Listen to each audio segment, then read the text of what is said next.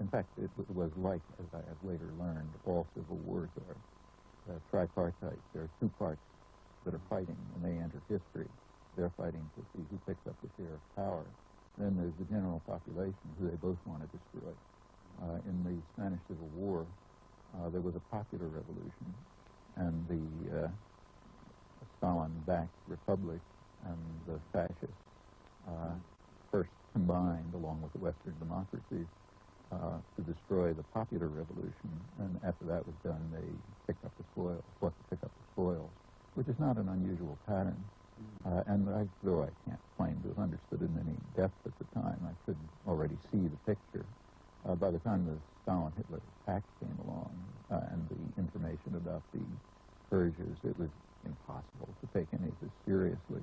I was also anti-Leninist because it struck me at the time that, however horrifying the Stalinist crimes were, they clearly had their origins in Leninist authoritarianism. I was also quite skeptical about Marxism, not so much the particular ideas as the concept of any movement that is named after a person already arouses skepticism. It suggests at once that it's a form of organized religion or something like that. So, for example, in physics, there's nothing like Einsteinism. And in any serious domain, you don't personalize collections of beliefs. And that immediately set me off. Later learned more about it. This almost sounds like wisdom in hindsight.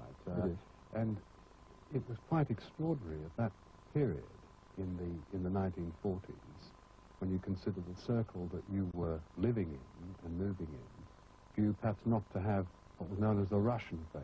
I mean, you didn't have your revolution with Spain.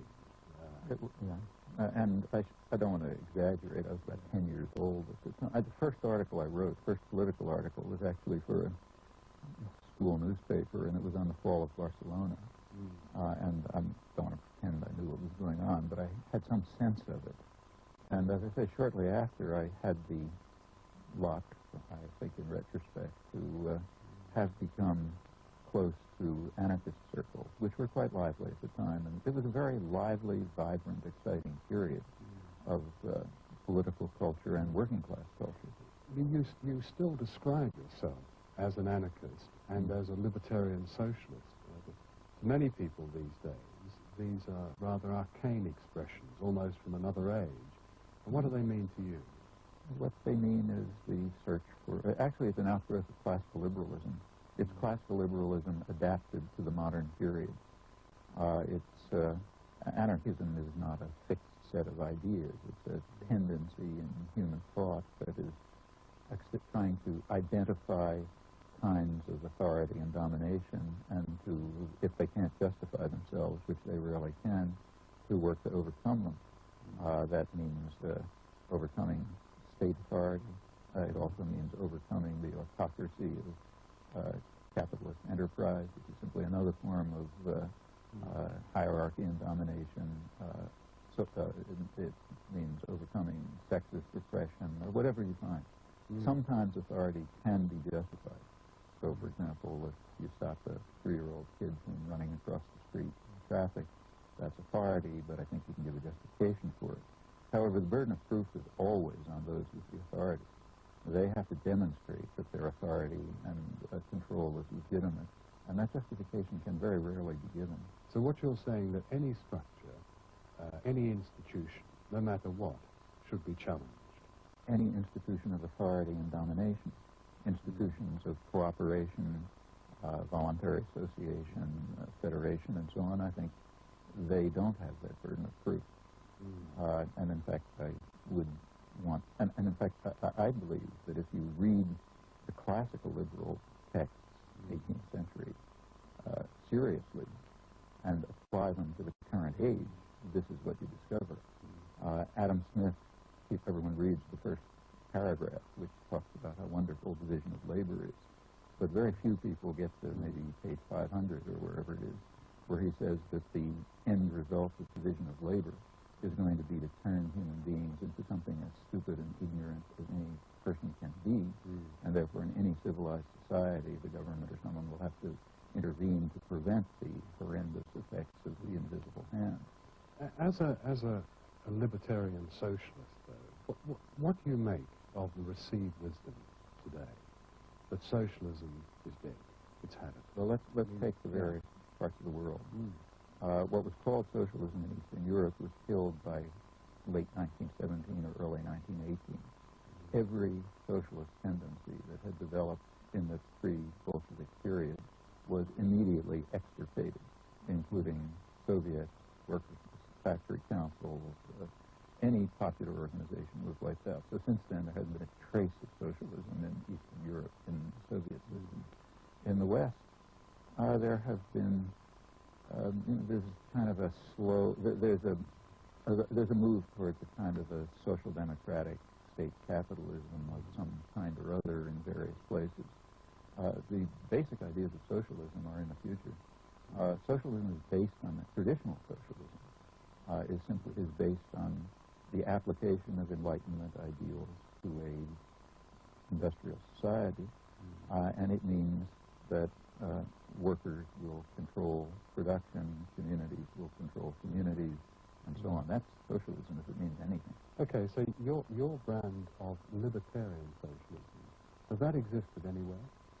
Well, you know, it's a little bit like asking whether democracy existed anywhere.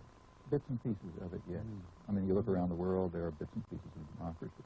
In the United States, there are elements of democracy, very limited elements, but real ones. So it's an improvement over the 17th century, let's say. The American Revolution was deeply flawed in many ways. In fact, if a third world country today were to promulgate the U.S. Constitution, we would regard it as a reversion to Nazism. That Constitution identifies a group of people as three-fifths human, for example. But nevertheless, in the context of the time, it was a tremendous advance. And the struggle for freedom is unending. You cross one bridge, you find other barriers. So there are bits and pieces of democracy, there are bits and pieces of popular control, there are new forms of authority and domination that we didn't notice before. Could we move on to what it seems had the greatest impact on your life, and that was the Vietnam War, or as you've described it, the American war against Asia. Can you give me something of the impact that had on your life? Well, actually, it had virtually no impact in my thinking, but it did have an impact on my action. There just came a point where it seemed impossible to look in the mirror and continue with a very pleasant life that I was leading. I mean, I had a fine professional life. I loved my work, I had a career, a family, this and that, everything, you know. And there were plenty of things to protest about, and I had individually discussed and protested them. But the Vietnam War by the early 1960s was becoming a real monstrosity. And you made a conscious decision. It was a very conscious and a difficult decision because I knew I was giving up a lot, and you can't put your foot in without starting to swim. You begin, and it's obvious that it's going to go on, and there'll be more demands, and so on. I should say, at the time that I got started, I thought it was totally hopeless. The early talks that I was giving in say, 1964 were to audiences of 4 people in some church where one was the organizer, and one was the local minister, and one was a drunk who wandered off the streets, and the 4th one was somebody who wanted to kill you.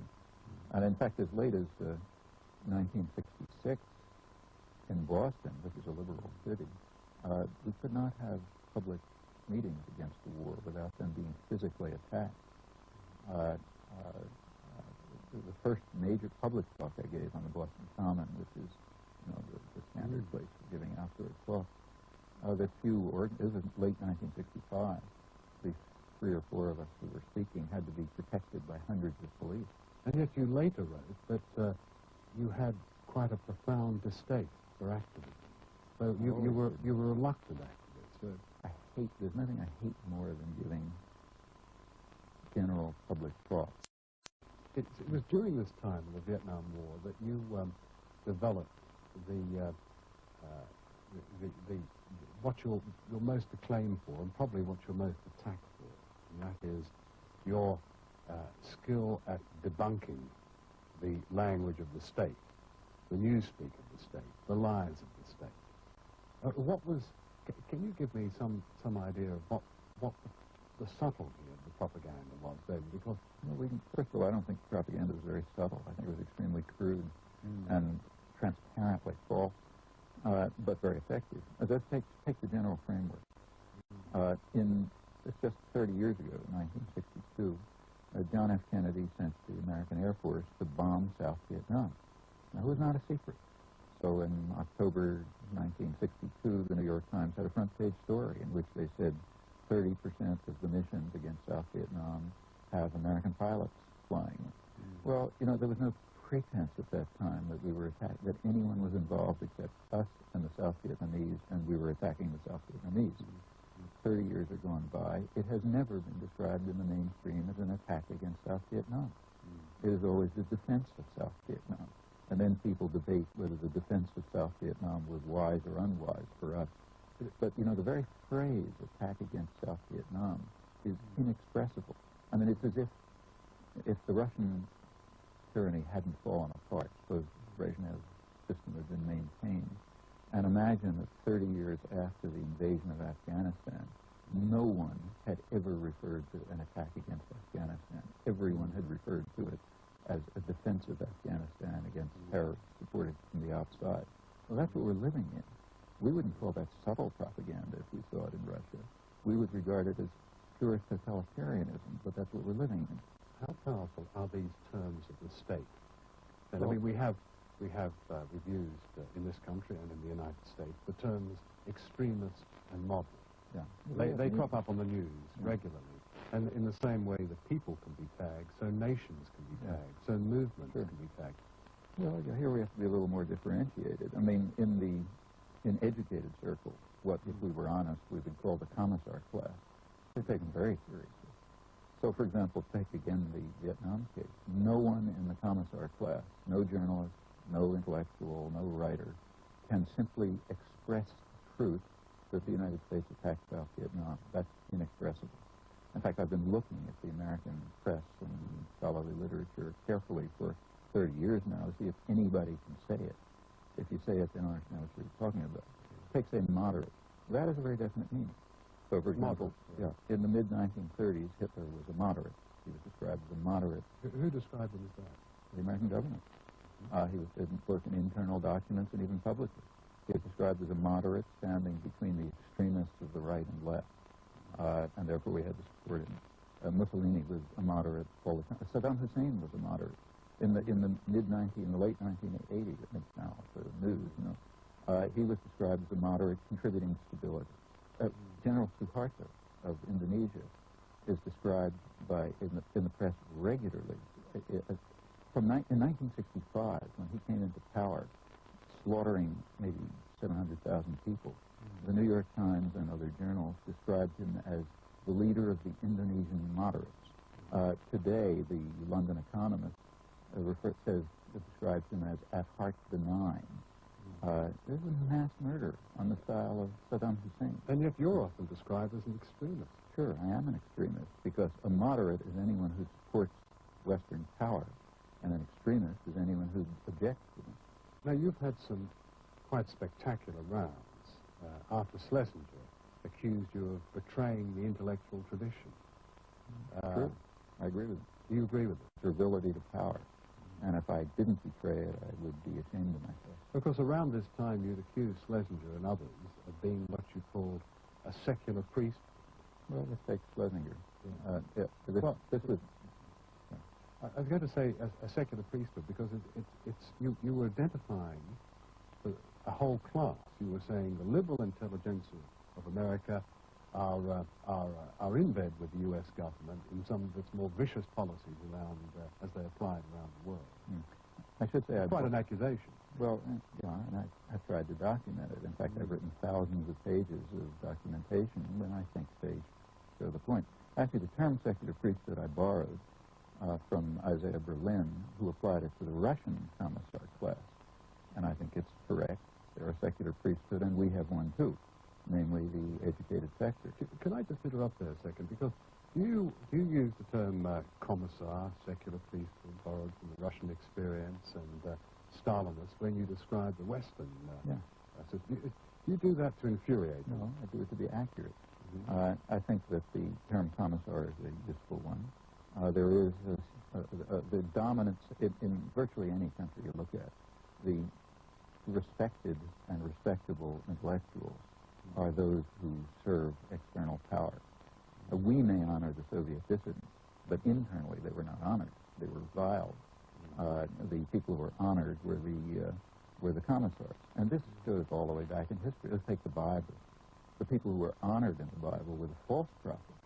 It was the ones we call the prophets who were jailed and driven into the desert and so on. That's typical and entirely understandable.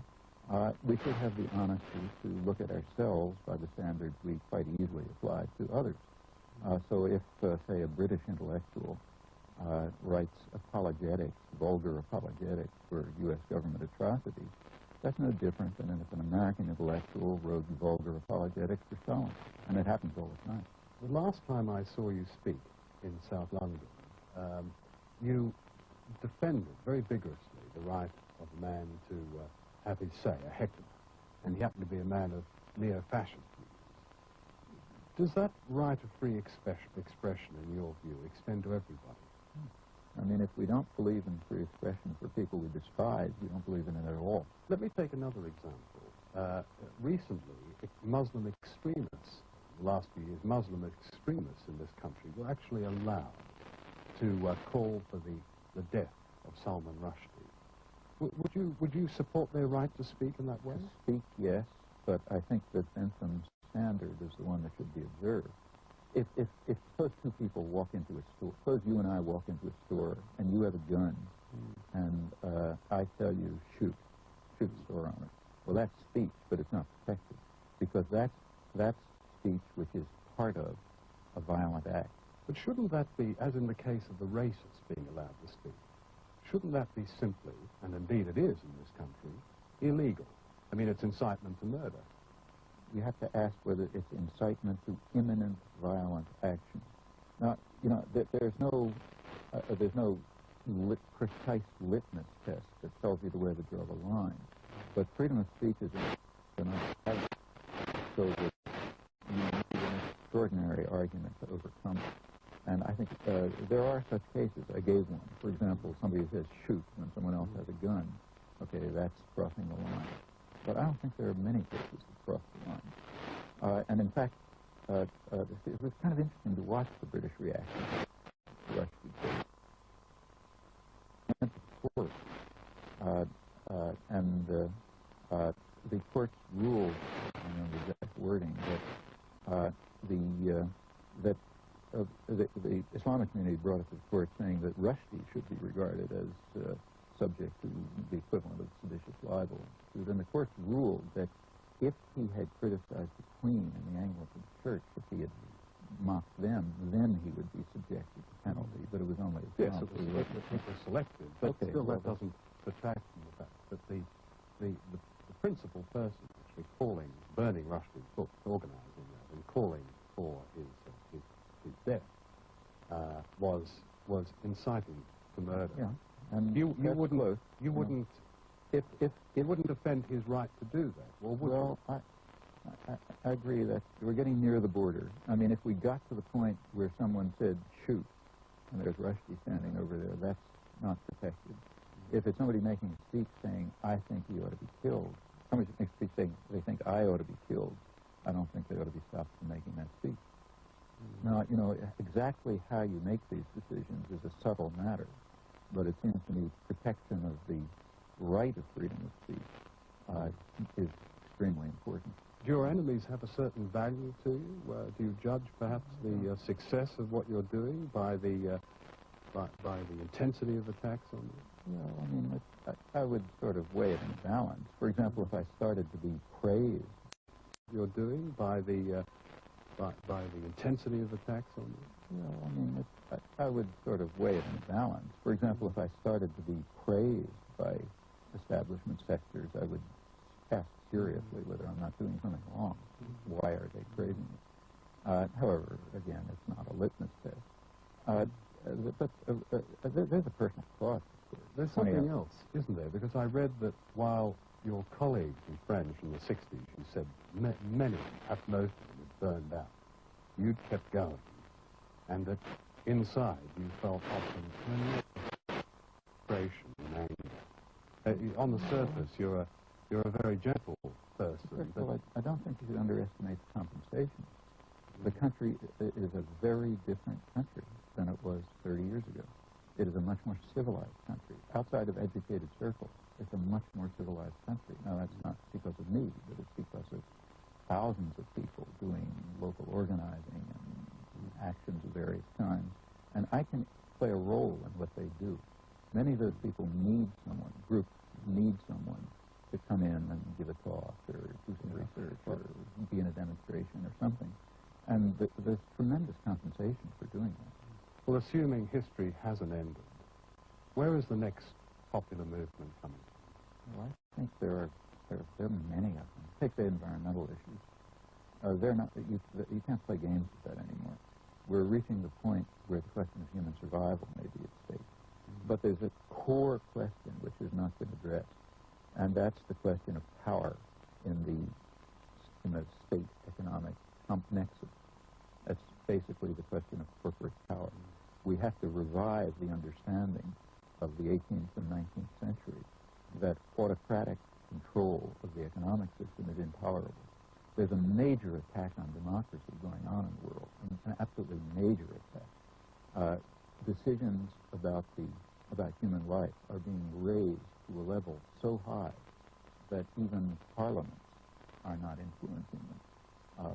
There's a kind of a de facto world government being established, which involves the IMF and the World Bank and the GATT and the G7 meetings, so on, executive agreements, which are being designed to be insulated from any form of popular pressure. They do serve interests. They reflect something real. They reflect the internationalization of the economy. They reflect They reflect the interests of transnational corporations, international banks, and so on. People talk about the end of history, but what they're seeing is a tremendous attack on democracy, and that has to be understood